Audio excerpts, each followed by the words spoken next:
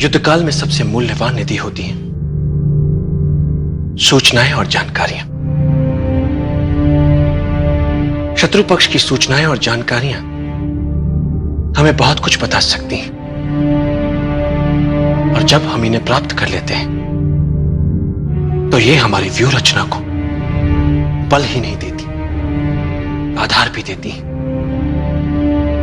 और उन्हें धार भी देती हैं।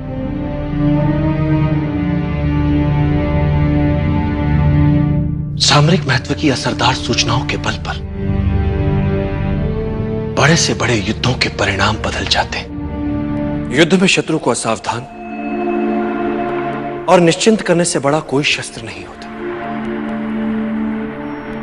इसलिए युद्ध जीतने के लिए युद्ध काल में ही शत्रु को विश्वास दिला दो कि वास्तव में युद्ध वही जीत रहा है। वो निश्चिंत हो जाता है, उसके लड़ने की भूख शांत हो जाती है। ऐसे समय में उस पर आक्रमण कर उसे सदा के लिए धराशायी किया जा सकता है।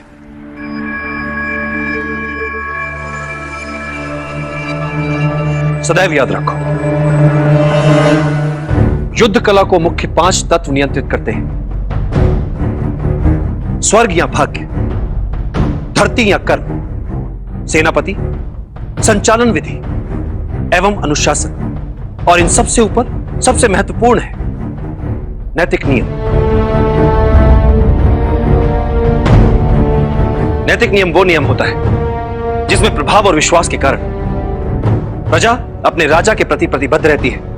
राजा के प्रति यह प्रतिबद्धता एक ऐसा नैतिक जाल होता है जिसमें उलझाकर आप जनता से जो चाहे करवा सकते हैं। आप जनता को आशा के जाल में इस नैतिकता से उलझा सकते हैं, जबकि वास्तविकता में आशा हो ही ना। आप इस नैतिक जाल की सहायता से जनता को आशा ना होते हुए भी यह विश्वास दिला सकते हैं कि आशा है। इस तरह से आप उनके स्वाभिमान को उकसा सकते हैं, उनके आत्माभिमान को उबार सकते हैं कि वे अपने लिए अन्य विकल्पों के होने के उपरांत भी आपके लिए अपने प्राण तक न्यौछावर करने के लिए तत्पर हो जाते हैं। चाणक्य सदा कहते थे कि युद्ध करके शत्रु पर विजय प्राप्त करने में कोई बड़ी बात नहीं। बड़ी बात बिना युद्ध किए, बिना रक्त बहाए विजय प्राप्त करने में। बिना आक्रमण के शत्रु को समूचा जीतने के लिए शत्रु के मन से आशा ही मिटा दो कि वो अपने विरोधी से जीत भी सकता है, जिससे उसके लड़ने और जीतने की क्षमता कम हो जाती है। अब आता है योजना का दूसरा चरण। तो दूसरे चरण में जितने भी संसाधन हमारे पक्ष में है उनका प्रयोग, ताकि हारने की संभावना ही ना हो। और योजना का तीसरा चरण, शत्रु की निर्बलता का अपने लाभ के लिए प्रयोग, जिससे जीतने के लिए कम शक्ति लगानी पड़े।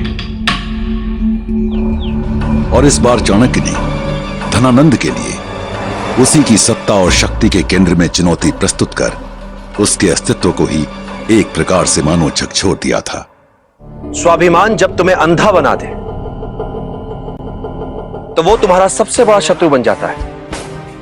वो तुम्हें हिंसक बनाता है, तुम्हारे अंदर क्रोध उपजाता है। सबसे पहले हमें इस बात का ज्ञान होना आवश्यक है, और जब हम इस बात को जान लेते हैं तो हमें इसका उपयोगी अंग भी समझ लेना चाहिए, और वो ये है कि इस अभिमान का उपयोग अपने शत्रु के विरुद्ध करें। वो तिलमिला उठेगा और क्रोध से पागल हो कोई ना कोई भूल अवश्य कर बैठेगा।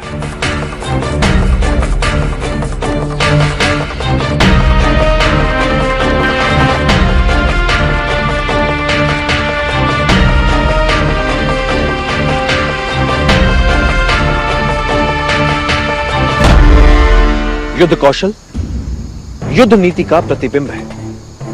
युद्ध नीति युद्ध के लिए यथोचित युद्ध योजनाओं के लिए निर्माण का आधार होती है।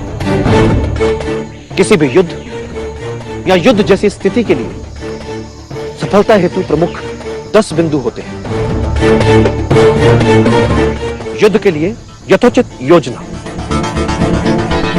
युद्ध घोषणा का समय, युक्ति संगत आक्रमण, युक्ति संगत युद्ध शैली का चयन, शत्रु की शक्ति और उसके निर्बल पक्ष की विस्तृत जानकारी, अपने सैनिकों और अपनी क्षमताओं का भिन्न भिन्न ढंग से प्रयोग,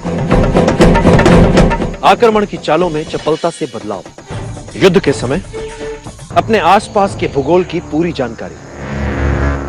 और इन 9 बिंदुओं से भी अधिक महत्वपूर्ण है, हर युद्ध किसी न किसी प्रकार के छल या छद्म पर आधारित होता है।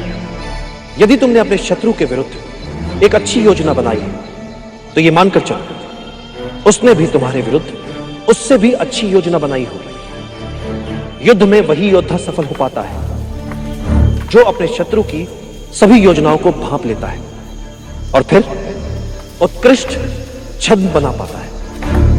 जैसे जब तुम आक्रमण करने वाले हो तो शत्रु को लगना चाहिए कि तुम अभी आक्रमण की स्थिति में नहीं हो।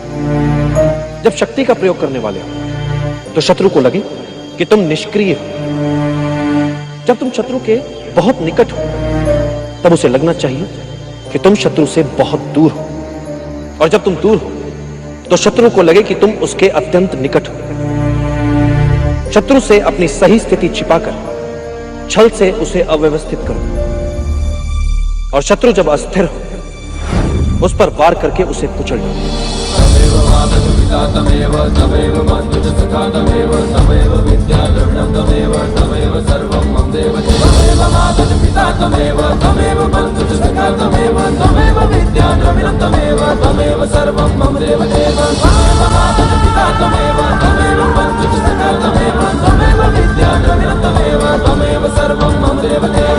मैं किसी युद्ध में उलझना नहीं चाहता,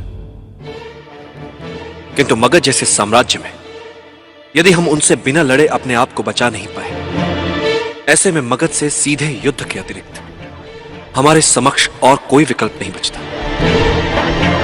इस युद्ध का सबसे बड़ा संकट, सबसे बड़ी समस्या है हमारे अंदर बैठा भय, अज्ञात से भय जो अतार्किक है, क्योंकि अज्ञात जैसी बात होती ही नहीं है।